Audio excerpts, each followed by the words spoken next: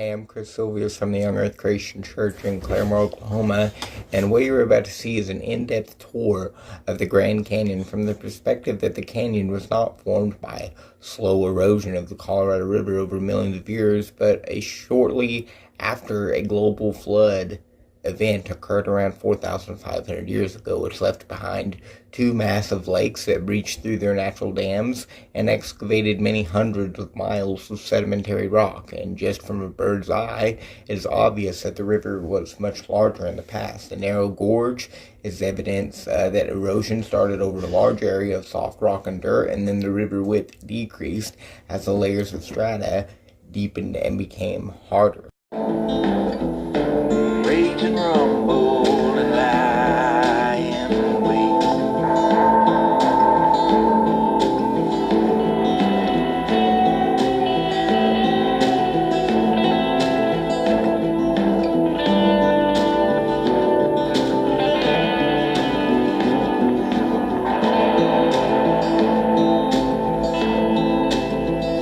See their wide, wicked eyes peering out from the woods.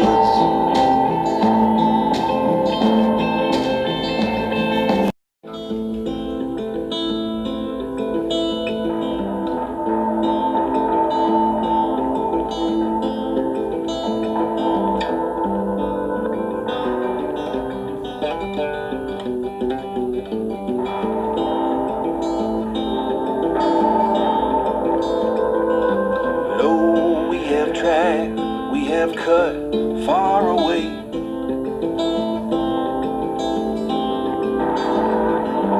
Epically divided,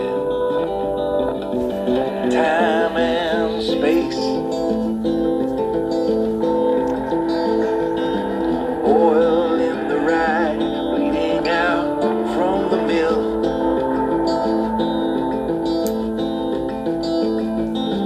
Winds along the roadside to the bottom of a toxic.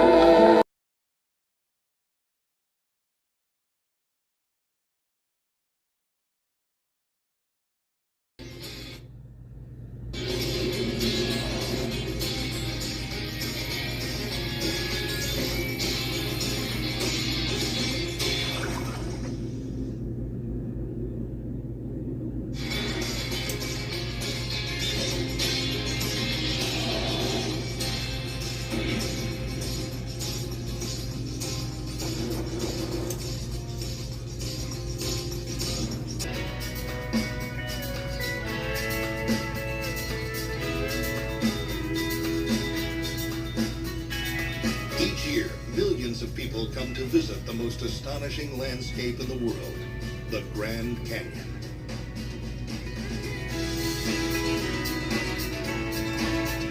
About 65 million years ago, forces within the Earth uplifted this area. As the land rose, the raging Colorado River began the long process of erosion that formed this enormous canyon. Today, the river continues its work, while also providing thrills for adventurous rafters. Challenges. Helicopter tours have increased so much that a part of the canyon has been nicknamed Helicopter Alley. And development companies are proposing new retail and lodging, which might interrupt the natural beauty of the canyon. Through it all, the Grand Canyon has solidified itself in the hearts and minds of Americans. And to this day, it's one of the most visited national parks in the country.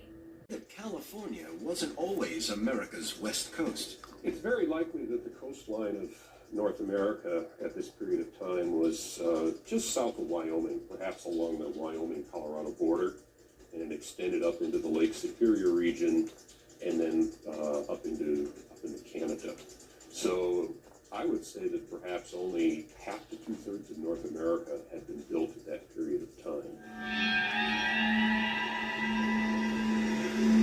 Paleontologists like myself finding plesiosaur skeletons like we're finding in the Tropic Shale is almost a once-in-a-lifetime experience. The one in front of me was a plesiosaur that was about half complete. We found the front half of the body. And that's more exciting almost than anything I can imagine. Plesiosaurs were seagoing reptiles. They were last seen about 65 million years ago, when a catastrophic mass extinction hit the Earth. Clear proof that this area was under the sea at that time. The seas left deposits of mud, sand, and the remains of living creatures. Sea currents moved this material, which then settled. And over time, the deposits turned into layers of sedimentary rock. What I'm going to do is shake this up. And the shaking up provides energy that allows the sand grains to move around this cylinder of water. And then when I set it down, that energy is removed and the grains will immediately settle out. Let's see what happens.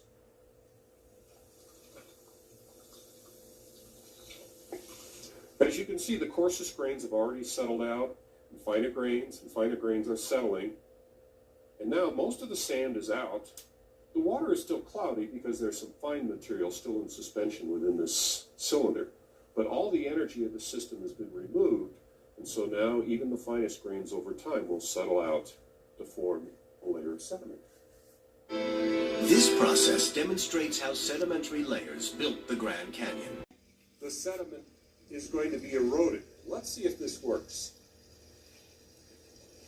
There you can see the erosion taking place as I have lowered the base level by cutting apart the plastic tub. You can see the water cutting down through the sediment and exposing it. So if erosion cut through the rock, the next part of the puzzle is to find the ancient river that created the canyon. What your professors are telling you, but everything you see out in the field says that something very different is happening. To us, these look like big pebbles. To geologists, they're a missing link. We see two things. We see how round they are, which indicates how far they've come. And secondly, the rock types are completely foreign to this area, and they come from at least 100 miles away from here. The old stream pebbles are not native to the region where Young found them. The orientation of the pebbles in the riverbed shows the direction of the water flow. Foraminifers are like specks of dust. It's a microscopic seashell. The Cretaceous planktic foraminifers that we find look like 3 golf balls hooked together. Foraminifers are tiny. 100 of them could fit on a grain of salt. But they could show when the river began cutting the canyon. They were originally deposited in Cretaceous shales on the Colorado Plateau north of the Grand Canyon. And they were eroded and brought down along the modern course of the Colorado River and redeposited. In the last 5 million years. He believes that this area was uplifted to its current elevation after the fossils were deposited, around 6 million years ago. And this second uplift created an ideal scenario for headward erosion. By uplifting the plateau, you basically steepen the gradient of the rivers that emptied into the Gulf, and therefore allow them to erode more rapidly. The trouble is, not everyone agrees. The apparent existence of marine fossils in the Baus Formation, 1,000 feet above sea level, is not irrefutable evidence that the area was uplifted. Senior geologist John Spencer from the Arizona Geological Survey is not convinced about the second uplift theory. I just was uneasy with the idea that the Earth would just go up and down like that. I call it trampoline tectonics. I didn't believe in trampoline tectonics. It's portrayed here, a miniature version of the Grand Canyon. The site of Lake Mannix Basin is connected to Silver Soda Lake via a canyon. Meek wondered if the formation of this canyon could throw light on the formation of the Grand Canyon. First, he examined the site of Lake Mannix. Lake Mannix is an extinct desert lake. It used to stretch over an area of more than 90 square miles. Yet many thousands of years ago, the lake disappeared. Meek wanted to find out when and why the lake drained. Meek found that the shellfish in the Mannix Basin were alive 19,000 years ago, but after that, they died. At that point, Lake Mannix emptied. It's just like a reservoir breaking. There's a lot of energy. That energy rips away the sediments and the bedrock that make up the canyon, and you get a through-flowing river. The lake filled, it filled and filled, higher and higher and higher, until eventually spilled across the lowest point, across the Kaibet Plateau, and then water poured down the other side. Those waterfalls continue to retreat back, and the whole time you're cutting Grand Canyon. Douglas suggests that Lake Bidahochi drained and formed a stream. The steep gradient of the riverbed caused the stream to cut deep into the rock. Over time, the size of the stream increased, and more water poured out of the lake, which in turn cut deeper and deeper into the rock. But not all geologists agree. They say there is no evidence of there ever being a lake large enough to carve the Grand Canyon. So at present, there is still no definitive answer as to how the river came into existence.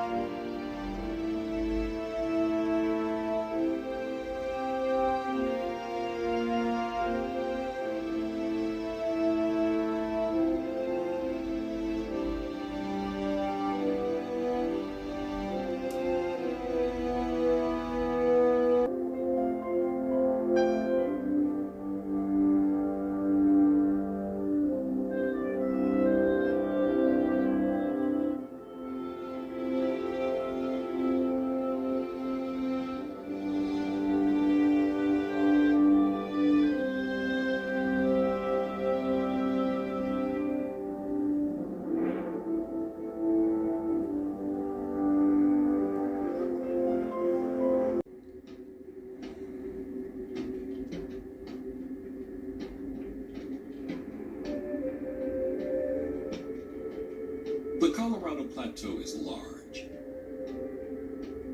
larger than the states of New York, Illinois, Georgia, and Virginia combined.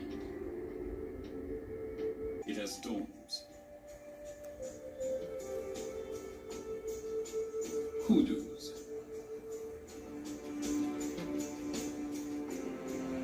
natural bridges, dramatic pinnacles beyond belief.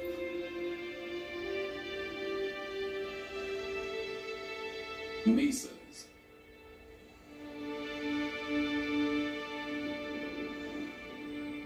arches,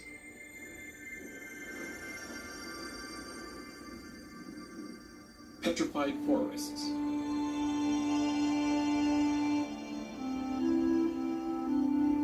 dinosaur footprints,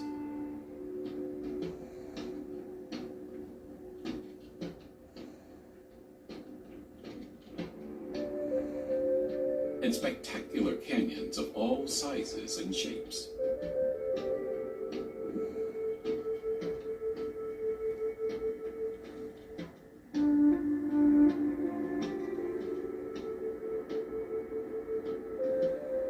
And if that isn't enough, one of the nation's most important rivers, the Colorado River, cuts through its heart like a hot knife through butter.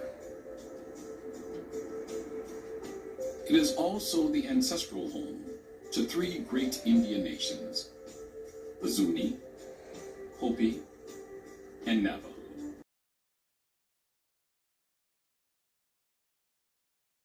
Same sandstone over in Egypt, and it's exactly the same as the Tapete sandstone. Transcontinental sedimentary layers deposited by the flood.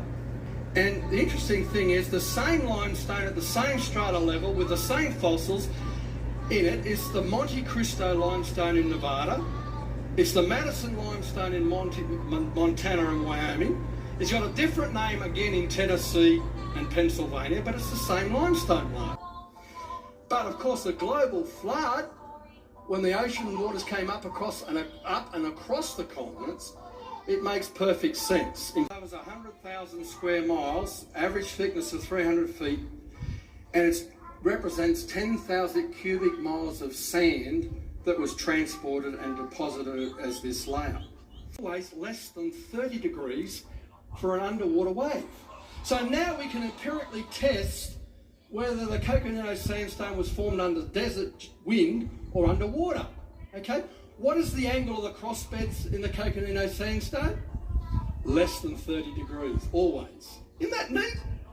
We've got an empirical test. We can see these different dunes and waves that are formed today. We measure the angles and we can go back to the Coconino sandstone and bingo. Right? You'll see a bunch of 15-degree angles stacked on top of each other for a while, and then maybe above those some 30-degree angles for a while, and then some 15s and some 30s going all the way up the top of these huge towering cliffs. If you can find the right place, the intersection where you see those 15s meeting a 30 like this should remind you of something, because Mother Nature only ever makes one thing with this shape and cross-section, and your big hint is it's made of sand. So what are we talking about here? What is this? Sand dune, exactly right. Yeah, and because the physics of a sand dune is pretty simple. Basically, it's all about how hard it is to blow sand uphill. Okay? You know, if you don't believe me, try it. Right? That's what science is all about. The best you'll ever do is maybe about 15 degrees blowing those little grains uphill. And if we were to, there's not a lot of wind, but let's say the wind's coming this way towards us, okay? So then the shape of the sand dune would be something like this, because the little grains, they'd go uphill, but once they get over the top of the slip face, once they're protected from the wind, then they can stick to each other up to about 30 degrees. And that's how you get that shape of a sand dune. It's tall, but they're dunes stacked on top of dunes. So, you know, if you were to imagine, maybe for a few million years, the prevailing wind comes from the south, so you'd have a bunch of dunes that have this orientation. But then if the winds then come from the north, well, they'd flatten those off underneath and build new sand dunes that go this way, and then maybe... We dismiss immediately that this was a desert dune. It's totally compatible with a global catastrophic flood. Find them right across North America. Remember what I said? We ought to find evidence in the flood layers that the waters went over the continents, taking sediment with them, so we'd expect to find rock layers that go right across continents. That's the Nubian sandstone, which you also have at Petra, which is the rock that the dwellings are in at Petra, and it's the same sandstone over in Egypt. And it's exactly the same as the Tapete sandstone. Transcontinental sedimentary layers deposited by the flood.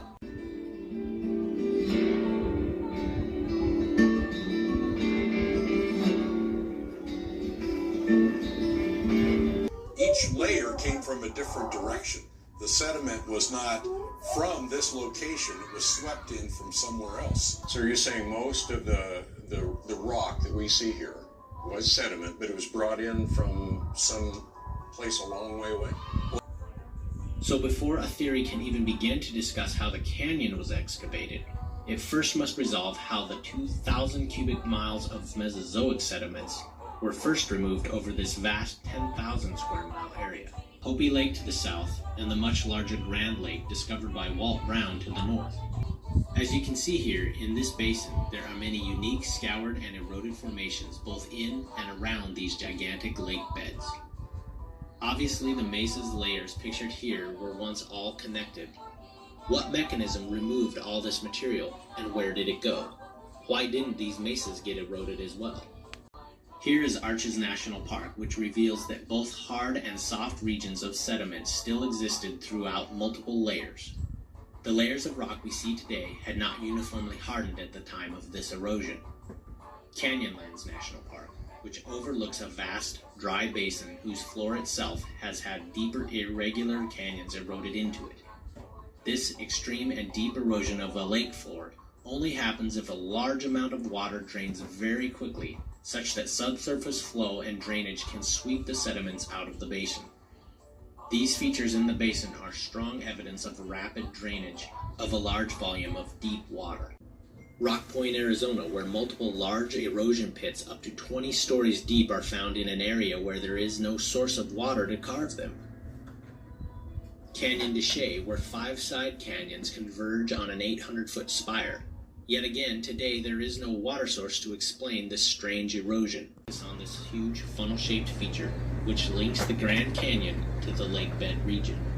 The widening funnel shape is characteristic of the erosion pattern of a large volume of water escaping through a spillway. The potholes are generally small and form in fast-flowing streams. As you can see, these potholes are rather large. Consider how odd to find a large, deep pothole at the top of a nearly 2,000-foot cliff.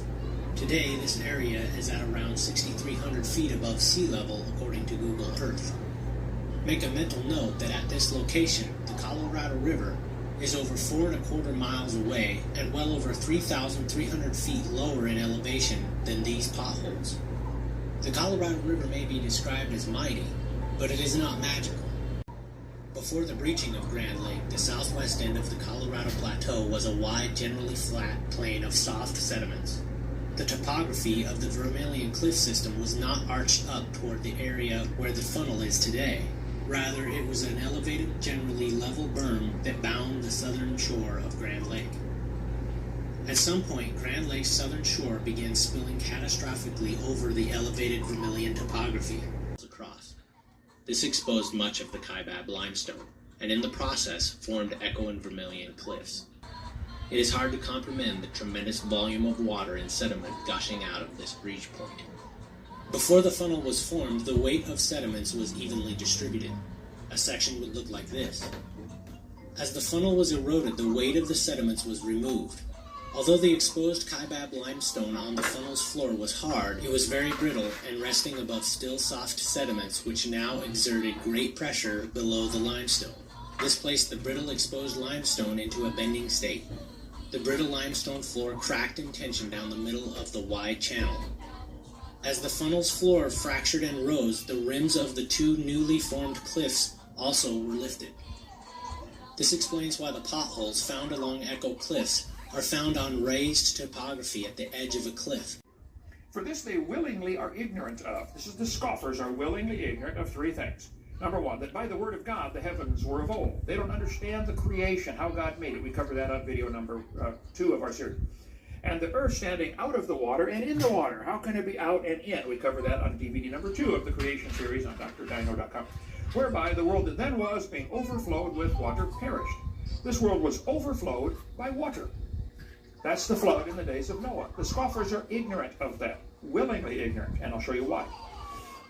But the heavens and the earth, which are now, by the same word, that would be the word of God, are kept in store, reserved unto fire against the day of judgment and perdition of ungodly men. The scoffers are ignorant of the creation, ignorant of the flood, and really ignorant of the coming judgment. Grand Canyon, an amazing place to visit. Little bitty river at the bottom, huge canyon.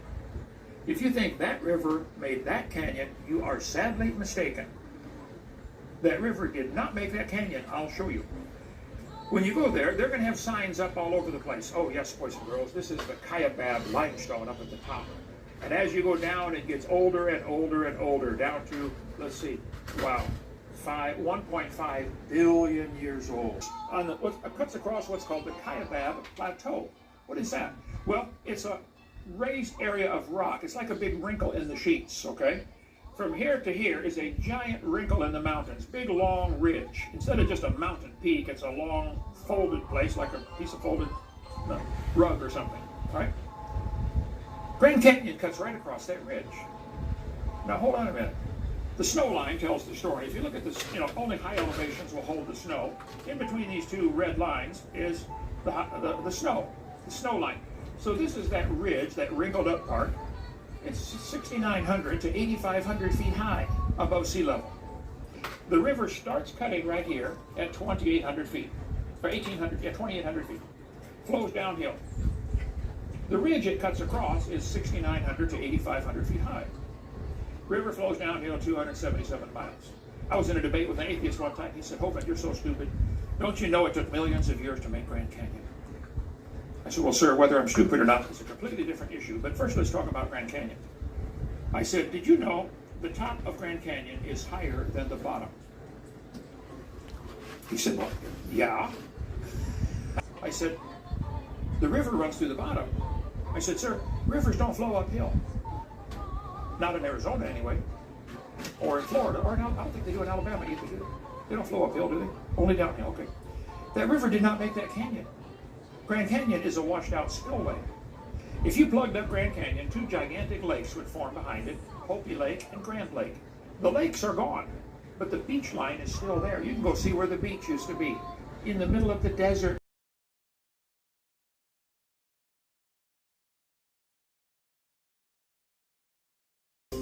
If you take a careful look at the rock, you can see banding. Sometimes subtle, and other times distinctive layer upon layer of different colored rock. This different colored rock suggests that these layers were laid down over time. Laid down in the far distant geological past.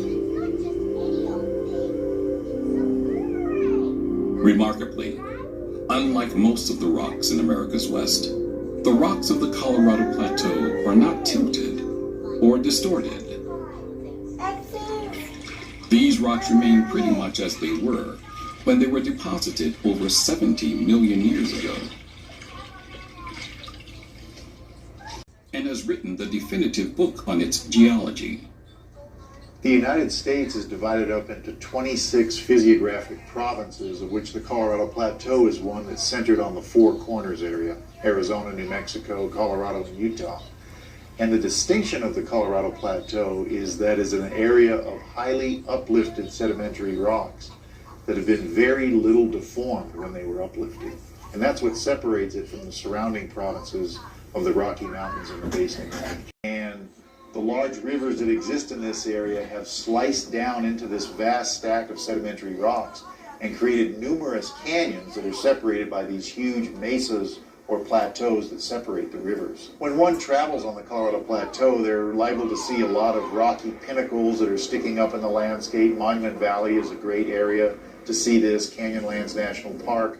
And a lot of people who are unschooled in geology might think that these giant spires were pushed up out of the ground like a popsicle. But really what they are erosional remnants of once continuous strata that used to sit across the entire landscape. And the plateau has an approximately 3-mile thickness of stratified rock. And as these rivers cut down into the various layers, they cause canyons to form, and as those canyons widen, the rocks become narrower and narrower, and eventually you're left with a small pinnacle as an erosional remnant on the landscape. But what about all that red? Reds merging into oranges, yellows, maroons, and purples. I think probably the one thing that attracts people to the Colorado Plateau the most is its color. And when you look out on this fantastic landscape, you'll see various shades of red or orange, even purple or magenta. And the colors in the rock are actually due to very minute amounts of iron oxide that coat the clear sand grains in each deposit. And the various concentrations of iron oxide or the oxidized state of it will give you these various colors. Most geologists would say the process started around 70 million years ago, a time when the dinosaurs were approaching their last great extinction. An extinction that only birds survived. At first, the uplift of the plateau was swift, geologically speaking. Now most geologists agree that the uplift is complete. An uplift that, when combined with the erosive power of water, has left behind an incredible array of awe-inspiring formations. The Colorado Plateau is large. Larger than the states of New York, Illinois, Georgia, and Virginia combined. But in spite of all this land, virtually no one lives here. Yet, at one time, it was home to one of the greatest ancient civilizations the human species has ever produced.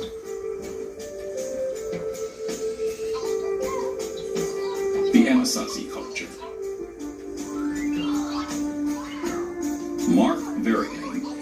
Director of Research at the Crow Canyon Archaeological Center in the heart of the Anasazi homeland.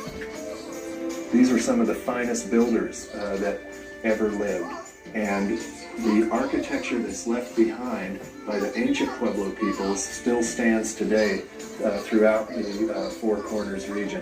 This includes buildings that are as much as 4 and even 5 stories high, and they were built so well that we can still view them today in places like Mesa Verde National Park. It is a geologist's paradise. It has domes, hoodoos,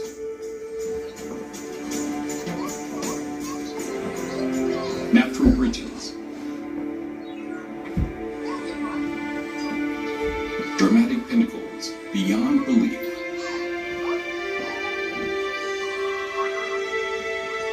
mesas,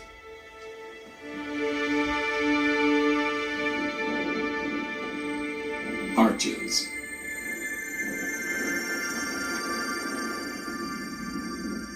petrified forests,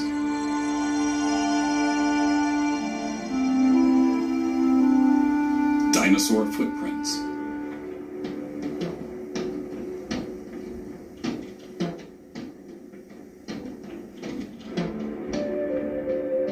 and spectacular canyons of all sizes and shapes.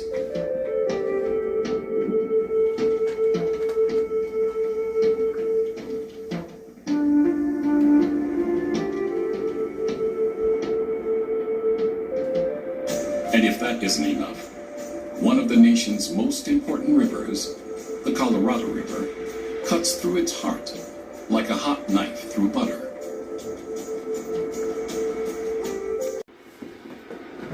Of all its features, none is more profound, more spectacular than the 8th wonder of the world, the Grand Canyon.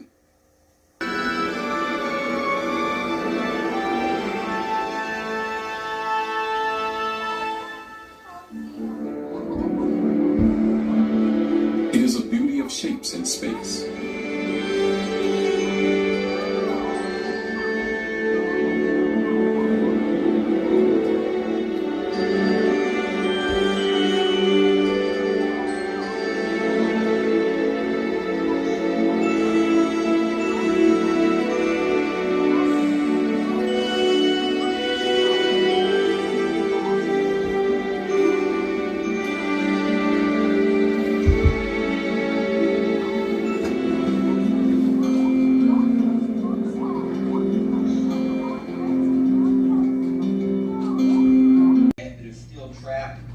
Or all the water that's still trapped in the dirt, when this crack opens up in the middle, all that water is going to flow in towards that crack.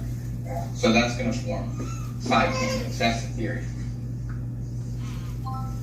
So the Colorado River, the big crack in the ground, the Colorado River is going to flow through it, which would be not the Colorado River, but actually Grand and Hopi Lake that reached their natural dam, flowed through this big crack in the ground that was created from the mantle rising, causing the crust to rise and frack. All that water rushes through it right here, and then on the sides you have water still trapped in the sediment that's draining in towards the center and then going into the flow. The earth naturally opened because of the rising mantle, causing the crust above it to stretch. The waters above literally poured into this crack. So the conclusion is the carving occurred underwater. Basically, all of the carving of the Grand Canyon occurred underwater. More as the surface water entered that valley, eroded it deeper, and carved from the surface down the Grand Canyons. The mantle under the crust of the earth, indicated by the round bricks. The mantle is represented right here, and it's elastic. It wants to spring upward, but it can't because of the pressure of the overlying crust. Once that pressure is removed, the mantle can spring up, and that's what caused the crack. And then the water that was already flowing in that region simply entered the crack and eroded it. So this was an underwater carving.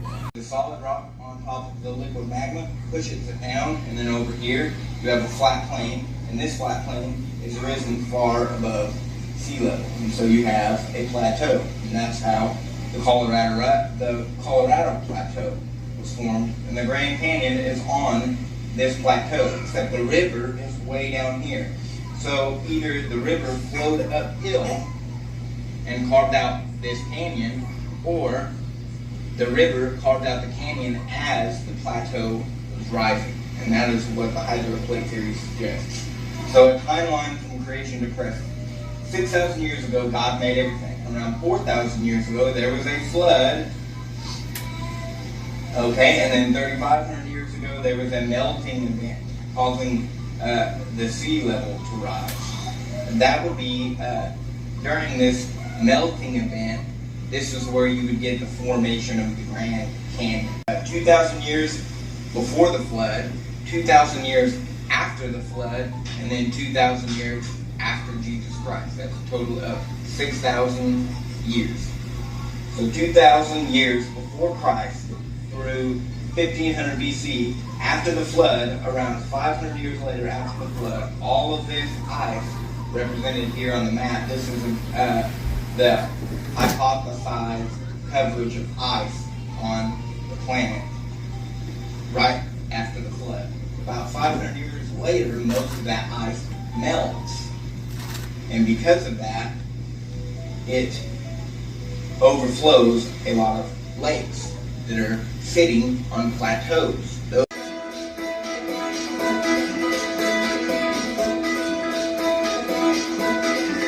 What would a geologist and a paleontologist see when you look around here? Rocks and trees. See, part of it here is there's a huge U-shaped, beautiful canyon here. Yeah, we're kind of standing right on the edge. Right on the edge of it, and it goes straight out from here into another canyon perpendicular to it. And then they've got this little trickle of water going off the side of this thing in a very much larger canyon. It's like, there's something funny about this. Did that creek actually cut this enormous canyon? That really doesn't make any sense at all. This is what we call an underfit river or underfit creek, meaning that the canyon itself is made by something much bigger and much different than the creek that now runs through it, because it's the path of least resistance. This canyon is consistent with the idea that all of this material basically slumped out into the main canyon all in one shot, very quickly.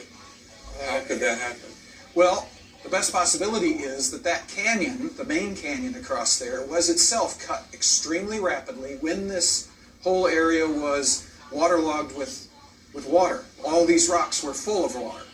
When that canyon's cut out very quickly, then all the water in the rocks surrounding that canyon push in and want to collapse basically in. And if the rocks fail, they will slump into the main canyon, be washed, all that material will be washed down the canyon, leaving these U-shaped, wide, deep canyons perpendicular to the main canyon. With a dead end in them, just like we see here. We stopped at Redwall Cave was to play in the cave and also look at some fossils.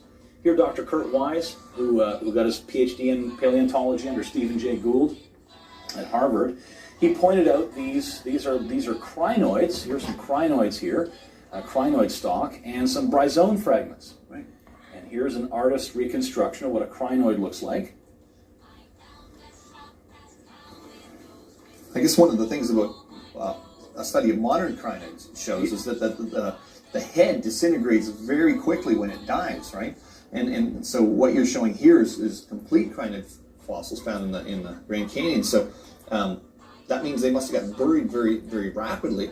Here we can see one of the stalks of the animal, but along the Hermit Trail in central Grand Canyon, also in the Redwall limestone, many crinoid heads have been found buried together with broken and sorted discs from the stalks. So rapid burial by moving water is implied because the same water can both sort the discs and rapidly bury the crinoid heads before decomposition. Right, and the typical scenario for limestone is that limestone forms, and the geologists in the canyon say, well, the Redwall limestone formed at the same way at the rates that limestones form today. Well, how do limestones form today? They form in warm oceans like the Caribbean Ocean at a rate of 1 inch per 1,000 years. Well, we wouldn't find crinoids with the heads that disintegrate rapidly if it was buried that slowly. You have a number of circumstances that have come together and acted in concert to create the arches. The first thing is that you have a couplet of deposits. Below is the very tight mudstone and claystone of the Carmel Formation. This is overlain by windblown sand of the Entrada Sandstone, which is very porous where water can move through readily. And long before this area was exposed to erosion, these two deposits acted to conduct groundwater along the base of the Entrada Sandstone. And what this did is it weakened the cement between the sand grains in the Entrada, and this caused little pockets of it to become weak. When the area was uplifted, a series of vertical fractures were imparted into the Entrada Sandstone, and weathering along these joints or fractures caused these fins to form. In fact, there's a place in Arches National Park called the Fins. Well, because of this previous weakening of the cement in the sand grains, now they weather out into these holes and they break through these thin fins to create the many arches that you find here in this national park. And there's more arches in this national park than any comparable size landscape on the planet. They were building their homes in these alcoves. They were in the sandstone of a beach that was washing up on the Great Cretaceous Seaway some 75 million years ago. Instead of orange 47 or whatever the heck this artificial color is, it was the iron that mixed in there to give it that beautiful color. Now the rest of the story is that the Colorado Plateau finally begins to rise. When it rises so that what was a lake basin before gets turned wrong side out. You know, it gets lifted up high, so now the lake drains, and all that ooze left behind could lithify to become the rock and the limestone that is Bryce Canyon. What do you got to have to be a real canyon? Yeah, you got to have a river running through it. And even in a torrential downpour, you know, just water falling from the sky, buckets and buckets, we get a little tiny creek at the bottom. But as soon as the rain stops, well, the creek soaks into the ground, and that's it, okay? What you see out there is carved by water, but it's not flowing water. It's the freezing and thawing of water, frost wedging. So imagine that rock out there with all the different cracks in it. You can take my hand here and pretend it's one of these fins, one of these walls that sticks out. And of course it has cracks like the gaps between my fingers. And now you put some snow on top of it. And so let's say that it's like January, okay? And because even though it's really cold at night, for several hours during the afternoon, it's above freezing. So that snow melts and as water, it trickles down inside the cracks. And then later at night when it freezes, what happens? It expands, good, as water turns to ice, it expands. But it also does something else. It does, because think about it this way, when water boils, it also expands. But when water freezes, it expands and gets hard. Who said that? I heard it somewhere. Hard, yeah, exactly right. My old mean geology professor used to give us a 0 on the entire exam. If you didn't remember it, get hard. And then what he would say is, decrease your density and get harder. Think about that for a minute, right? There's only one substance in the universe that can do that, and that's water. And that was the point he was trying to make. It's a spectacular process to, you know, expand and get harder. And so as water does this, it starts forcing apart holes in the rock. Eventually that hole becomes so large it can no longer support its weight, and the roof caves in, and the delicate sticky up things on either side, that's a hoodoo. That's how they form. And those hundreds upon thousands of them you see out there were different parts of cracks and holes in rocks and now stand by themselves. So one last song about the ultimate fate of my beloved Bryce Canyon in the loose tradition of Peter, Paul, and Mary. Where will all the hoodoos go? Long time weathering. Where will all the hoodoos go? 3 million years from now.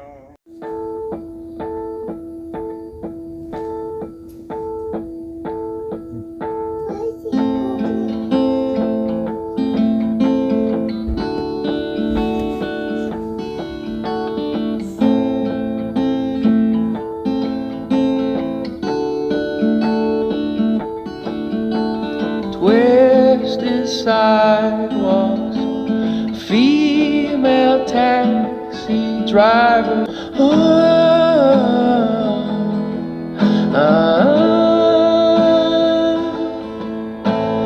Find out for